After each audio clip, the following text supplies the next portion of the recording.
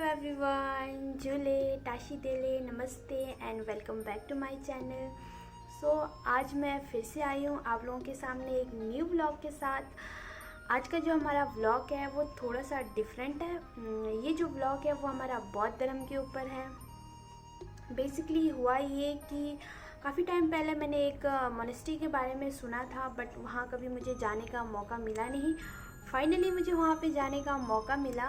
ये जो मोनेस्ट्री है हमारा नया गांव से आगे खुड्डा लेशियर में पड़ता है और इस मोनेस्ट्री का नाम जो है अशोका बुद्धा विहार के नाम से मोनेस्ट्री है।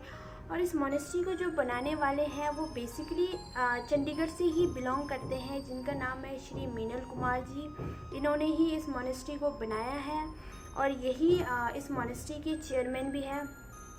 छोटा सा मोनेस्ट्री है, ज़्यादा कुछ शूट करने के लिए वहाँ पे मुझे मिला नहीं, तो मैंने सोचा कि चलो थोड़ा थोड़ा करके मैं शूट कर लेती हूँ। बाकी थोड़ा खुद मैं आप लोगों को इस मोनेस्ट्री के बारे में बताऊँगी और थोड़ा कुछ मैं आप लोगों को हमारे बौद्ध धर्म के बारे में बताऊँगी। वैसे बौद्ध धर्म के बारे में सभी लोग जानते हैं, बट कुछ लोग ऐसे हैं जिनको बौद्ध धर्म के बारे में पता नहीं है।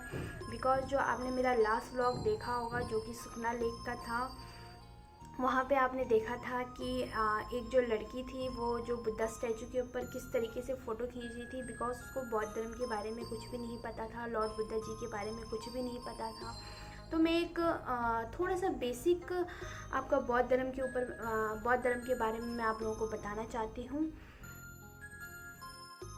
मैं बौद्ध धर्म की बात करूं तो ईसाई धर्म, इस्लाम धर्म के बाद जो तीसरा धर्म विश्व में सबसे बड़ा माना जाता है वो है हमारा बौद्ध धर्म।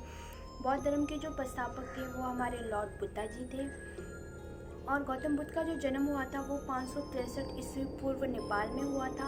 और इनके जो पिताजी थे वो हमारे शाक्य गणराज्य के मुखिया थे और इनकी जो माता का नाम था माया देवी था, जो कि हमारे गौतम बुद्ध के सातवें मतलब जन्म के 7 दिन बाद ही उनकी मृत्यु हो गई थी।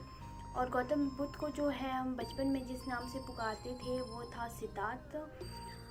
बाकी गौतम बुद्ध जी का बौद्ध धर्म के बारे में कहना ये है कि अपने जीवन में पवित्रता को हमेशा बनाए रखे।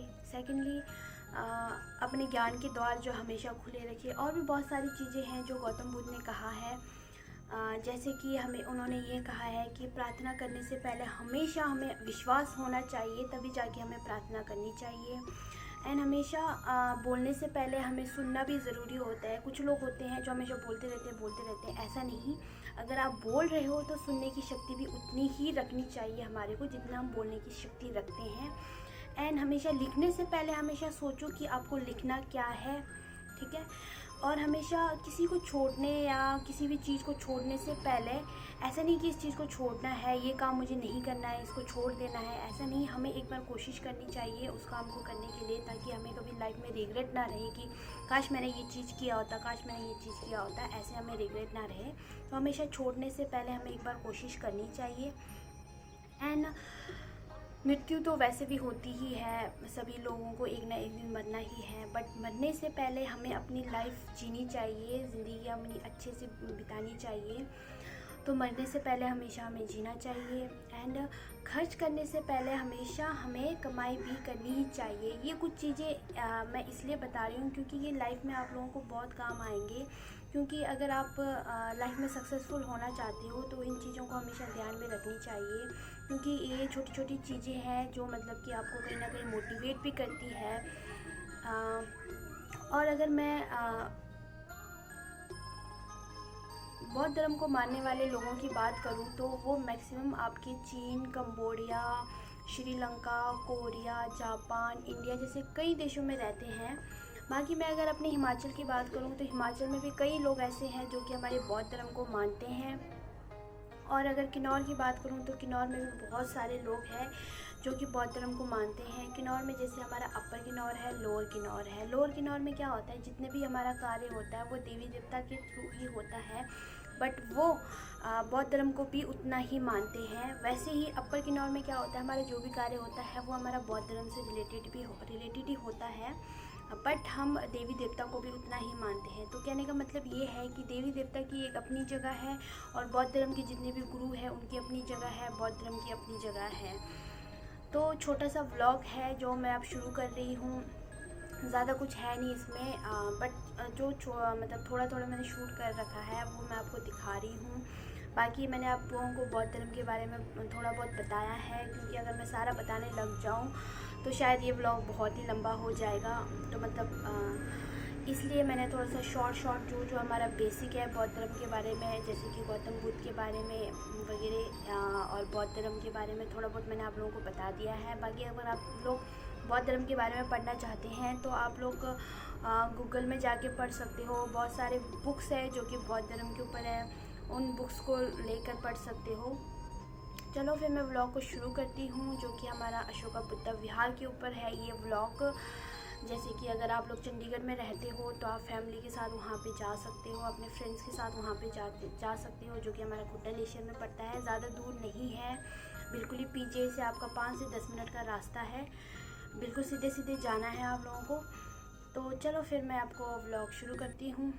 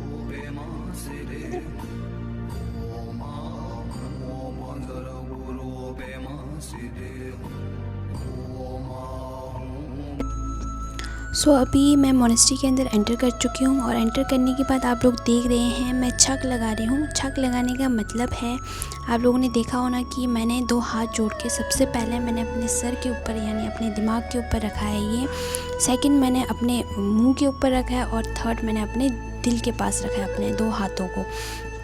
तो कहने का मतलब है तिब्बती लैंग्वेज में अगर मैं आप लोगों को बताऊं तो काय वाय चित। काय मीन्स दिमाग होता है, वाय मीन्स हमारा मुंह, और चित मतलब हमारा दिल।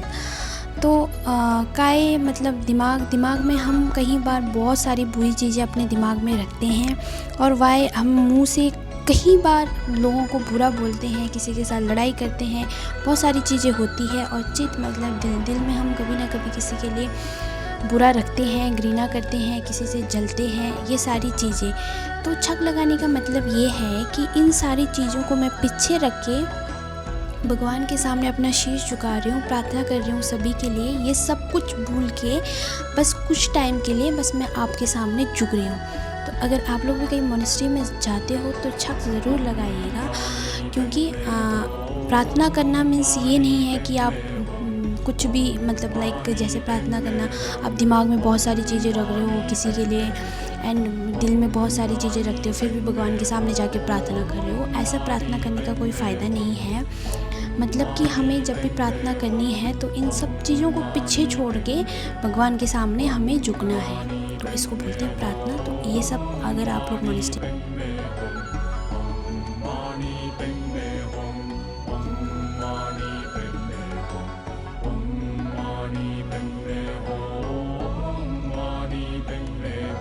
नहीं दिया ना उन्होंने हमें चार्ज, क्योंकि आजकल बंद है।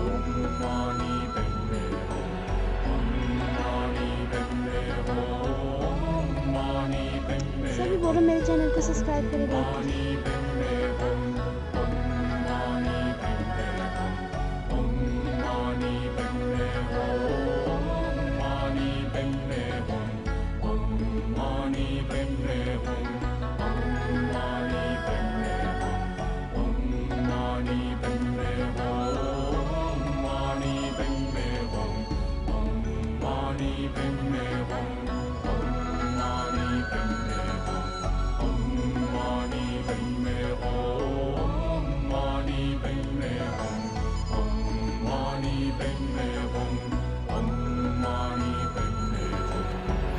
अभी आप देख रहे होंगे मैं दुंगुर घुमा रही हूँ। अगर मैं तिब्बती लैंग्वेज की बात करूँ तो दुंगुर को है मनी दुंगुर के नाम से जाना जाता है और हम इसे मनी चक्कर भी कह सकते हैं, जिसको हम पानी से, हवा से, हाथ से घुमा सकते हैं। आजकल वैसे भी छोटे छोटे दुंगुर बहुत सारे मिलते हैं, जैसे कि हमें गाड़ियों में लगाने के लिए मिलता है और हम किसी ने अपने छत पे लगाया होता है जो कि हवा से घूमता है, और जो हम गाड़ियों में लगाते हैं वो वैसे आपका ये सेल की वजह से घूमता है।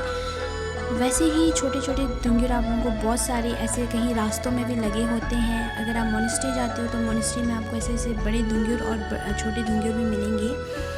अगर मैं दुंगुर की बात करूं तो जो दुंगुर के अंदर जो लगाया जाता है उसमें जो है छौस लिखा होता है, जो कि हमारा 10 करोड़ मनी अक्षरों को लिख के स्थापित किया जाता है। मनी अक्षर में जो हमारा छौस लिखा होता है उसको स्थापित किया जाता है।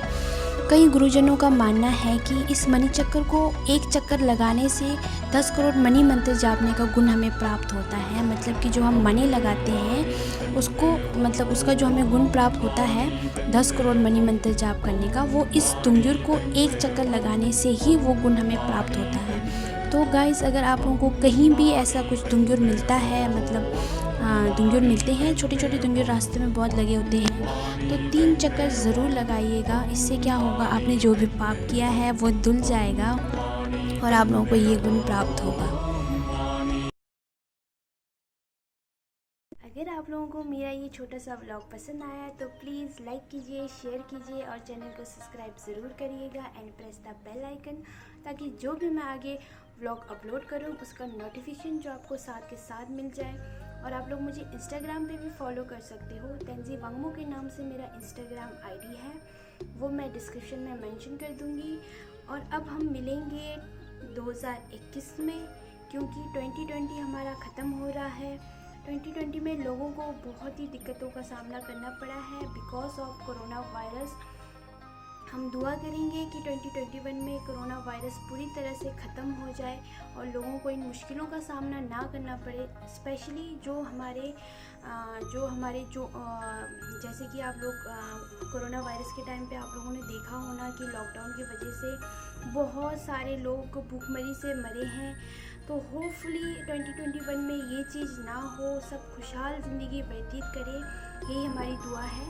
तो चलो फिर मिलते हैं 2021 में। तब तक के लिए आप लोगों को हैप्पी न्यू ईयर। आप अपना न्यू ईयर एंजॉय करिए अपने फैमिली के साथ, अपने फ्रेंड्स के साथ। Stay safe, stay home, bye bye.